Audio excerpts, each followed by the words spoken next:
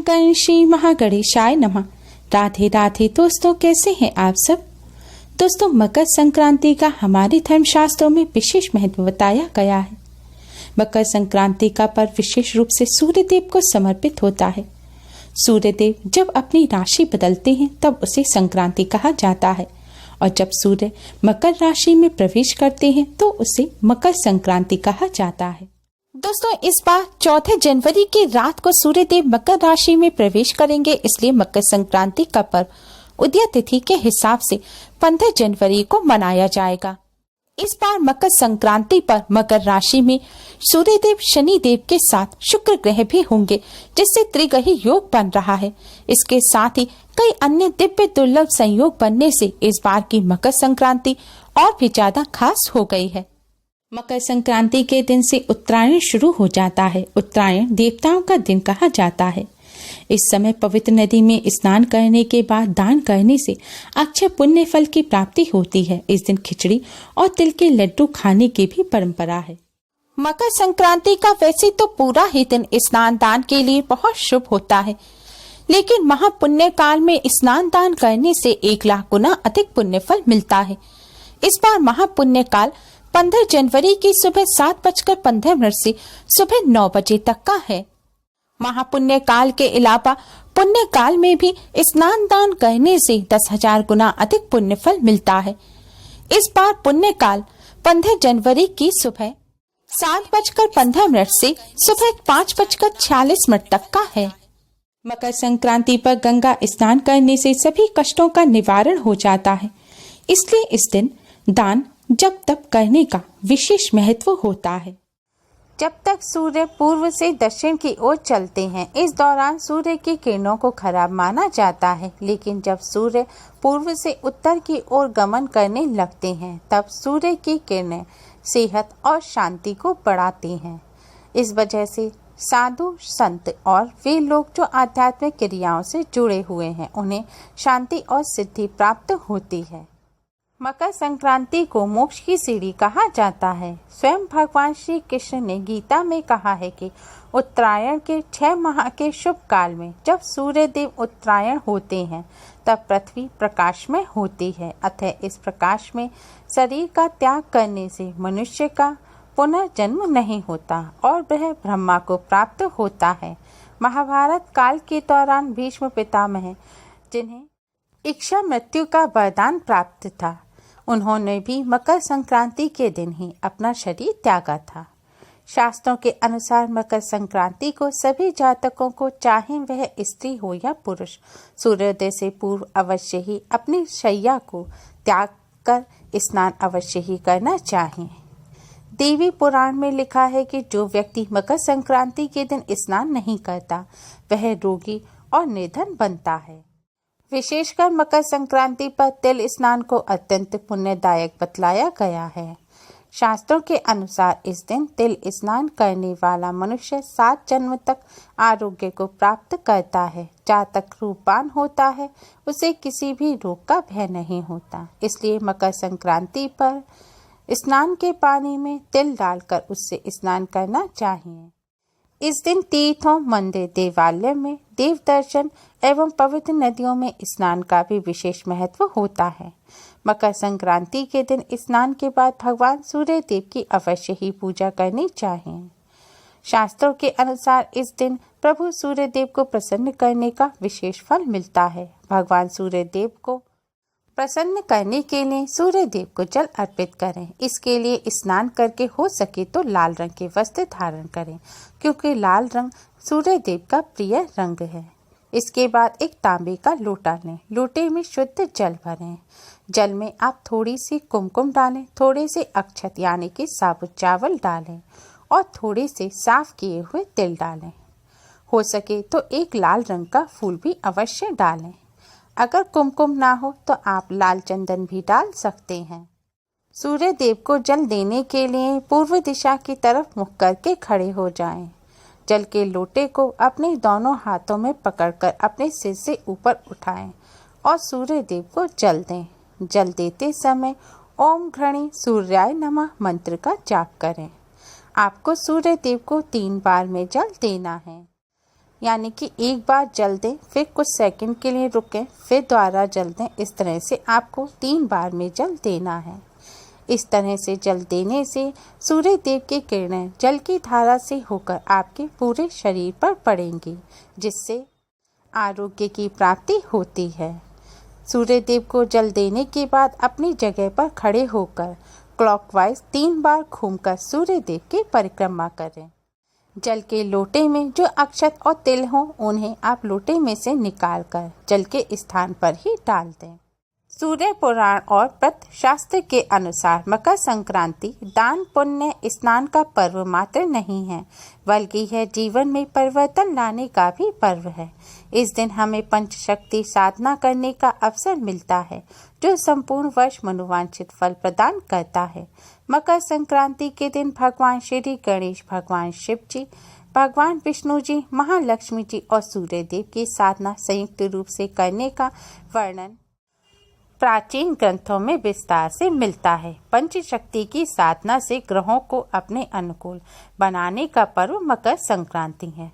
मकर संक्रांति पर सूर्य देव को जल अर्पित करने के बाद अपने मंदिर के सामने कुश के आसन पर बैठें और अपने सामने एक पीले रंग का वस्त्र या आसन बिछाएं। उसके ऊपर 1.25 किलो चावल और उड़द की दाल का मिश्रण कर पीले वस्त्र के आसन पर समभाग में यानी कि बराबर बराबर हिस्सों में बांटकर 5 ढेरी रखें। इसके लिए आपको कच्चे उड़द और चावल लेने हैं। उड़द और चावल की ढेरी बनाने के बाद आप बाएं हाथ की तरफ से सबसे पहले भगवान श्री गणेश को स्थापित करें, फिर दूसरी ढेरी पर भगवान शिव जी को, तीसरी पर विष्णु जी को, चौथी पर माँ लक्ष्मी जी को और 5वीं ढेरी पर सूर्य देव को स्थापित करें। फिर भगवान जी के सामने एक शुद्ध घी का दिया जलाएं और एक सुगंधित धूप बत्ती जलाएं। इसके बाद भगवान जी को तिल के लड्डू और खिचड़ी का भोग लगाएं। भगवान जी को फल नैवेद्य अर्पित करें और पुष्प अर्पित करें। सबसे पहले भगवान श्री गणेश को तिलक करें, फिर सभी भगवान जी को तिलक करें। इसके बाद पंचशक्तियों की यानी कि इन सभी भगवान जियों के मंत्रों का जाप करें। वेद पुराण के मतानुसार यदि किसी भी देवी देवता की साधना में उस शक्ति के गायत्री मंत्र का प्रयोग किया जाए तो सर्वाधिक फलित माना जाता है। इसलिए पंचशक्ति साधना में सभी भगवान जी के गायत्री मंत्र का हो सके तो जाप अवश्य करें। भगवान श्री गणेश का गायत्री मंत्र है ओम तत्पुरुषाय विद्महे वक्रतुंडाय धीमहि तन्नो दन्ति प्रचोदयात्। भगवान शिव जी का गायत्री मंत्र है ओम महादेवाय विद्महे रुद्रमूर्ते धीमहि तन्नो शिव प्रचोदयात्। भगवान विष्णु जी का गायत्री मंत्र है ओम श्री विष्णवे च विद्महे वासुदेवाय धीमहि तन्नो विष्णु प्रचोदयात्। महालक्ष्मी माँ का गायत्री मंत्र है ओम महालक्ष्मी च विद्महे विष्णु पत्ने च धीमहि तन्नो लक्ष्मी प्रचोदयात्। भगवान सूर्य देव का गायत्री मंत्र है ओम भास्कराय विद्महे महातेजाय धीमहि तन्नो सूर्य प्रचोदयात्। हो सके तो सभी भगवान जी के गायत्री मंत्र की एक एक माला का जाप करें। अगर इतनी माला का आप जाप नहीं कर सकते तो आप भगवान जी के छोटे मंत्रों का भी जाप कर सकते हैं, जैसे भगवान श्री गणेश के ओम गण श्री महागणेशाय नमः मंत्र का, भगवान विष्णु जी के ओम नमो भगवते वासुदेवाय मंत्र का, भगवान शिव जी के ओम नमः शिवाय मंत्र का, भगवान सूर्य देव के ओम सूर्याय नमः मंत्र का और माँ लक्ष्मी के ओम महालक्ष्मी नमः मंत्र का भी आप जाप कर सकते हैं। जाप करने के बाद आप एक दीपक में एक साथ 5 बाती लगाएं और पंचज्योति के साथ भगवान जी की आरती करें और पुष्पांजलि अर्पित करें। भगवान जी का पूजन करने के बाद जब दीपक शांत हो जाए तब आप भगवान जी को पुनः मंदिर में स्थापित कर दें और भगवान जी को आपने जिस खिचड़ी के ढेर पर बिठाकर स्थापित करके पूजन किया था उस खिचड़ी को तिल के लड्डू, फल, मिष्ठान, वस्त्र आदि सामर्थ्यानुसार सुपात्र को दान करें। यदि दान की वस्तुओं की संख्या 14 हो तो विशेष शुभ माना जाता है। मकर संक्रांति के पुण्य काल में गंगा सागर में स्नान करने का भी विशेष महत्व होता है, लेकिन किसी नदी, सरोवर आदि में स्नान करने से भी पुण्य मिलता है। इस साधना से शरीर के सुप्त तत्व जागृत हो जाते हैं, जीवन की अशुभता का दमन और शुभ तत्व का संचार होने लगता है। मकर संक्रांति के दिन दान का सहस्त्र गुना पुण्य प्राप्त होता है। इस दिन कंबल, गर्म वस्त्र, घी, दाल चावल की कच्ची खिचड़ी और तिल आदि का दान विशेष रूप से फलदायी होता है। गरीबों को यथासंभव भोजन कराने से घर में कभी भी अन्न धन की कमी नहीं रहती। मकर संक्रांति के दिन तिल का अधिक से अधिक प्रयोग करें। आरोग्य, सुख और समृद्धि के लिए तिल का प्रयोग, तिल के जल से स्नान, तिल का दान, तिल का भोजन। इस दिन स्नान से पूर्व तिल के तेल से शरीर की मालिश करना, तिल का उपटन लगाने से समस्त पाप नष्ट हो जाते हैं। मकर संक्रांति के दिन पितरों के लिए तर्पण करने का विधान है। इस दिन भगवान सूर्य को जल देने के पश्चात अपने पितरों का स्मरण करते हुए तिल युक्त जल देने से पितृ प्रसन्न होते हैं। जातक पर उसके पितरों का सदैव शुभाशीष बना रहता है। तिल युक्त जल पितरों को देने, अग्नि में तिल से हवन करने, तिल खाने खिलाने एवं दान करने से अनंत पुण्य की प्राप्ति होती है। धार्मिक मान्यताओं के अनुसार मकर संक्रांति पर सूर्य देव अपने पुत्र शनि देव के घर जाते हैं, इसलिए मकर संक्रांति पर शनि देव से संबंधित चीजों का दान करना भी बहुत शुभ माना जाता है।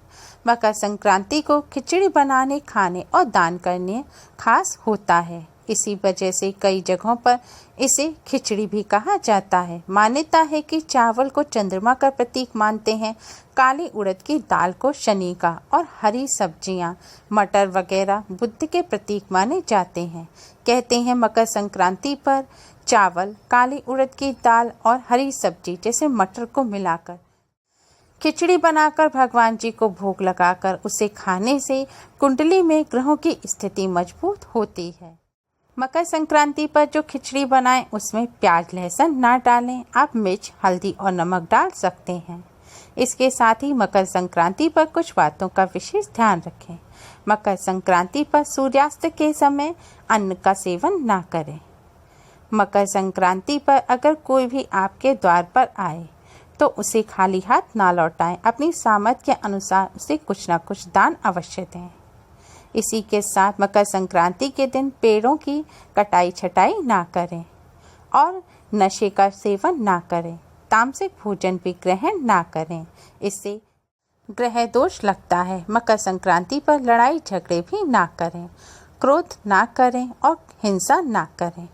मकर संक्रांति पर पतंग उड़ाएं। पतंग ऊंचाई और प्रकृति का प्रतीक है। मकर संक्रांति पर इन सभी बातों का विशेष ध्यान रखें और पंचशक्तियों का पूजन अवश्य करें। मकर संक्रांति के पर्व को पूरे विधि विधान के साथ और उल्लास पूर्वक मनाएं। उम्मीद है आपको हमारी ये वीडियो पसंद आई होगी। प्लीज़ लाइक करें। हमारी इस वीडियो को अपने फ्रेंड्स और रिश्तेदारों में ज़्यादा से ज़्यादा शेयर करें, जिससे वह भी इसका लाभ उठा सकें। और हमारी और भी वीडियोस के लिए हमारे चैनल को सब्सक्राइब करना ना भूलें। Thanks for watching. Radhe Radhe.